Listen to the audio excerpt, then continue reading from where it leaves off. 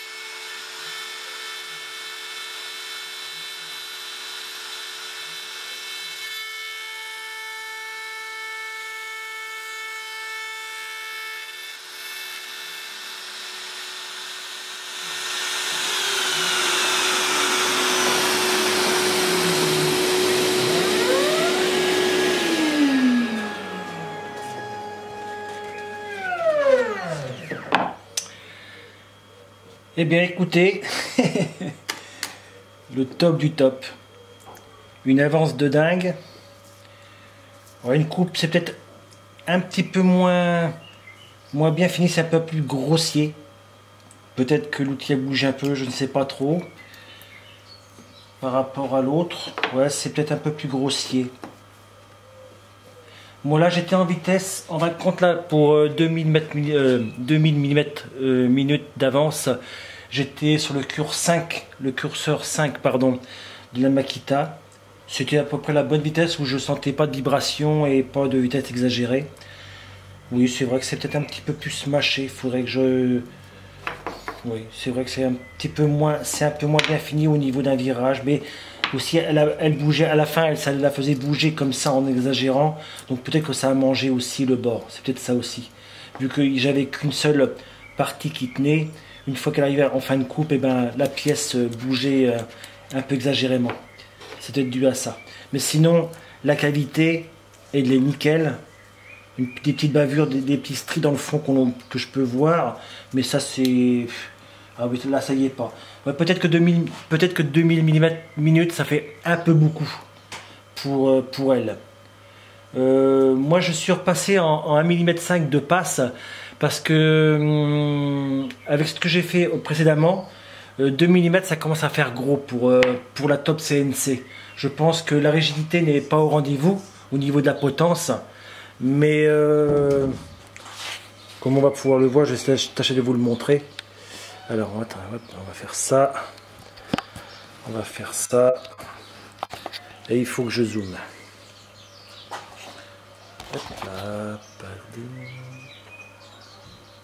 Voilà, le zoom il est peut-être pas si mal que ça. Je suis en manuel. Vous voyez, donc lorsque vous voyez, hein, il n'y a pas besoin de...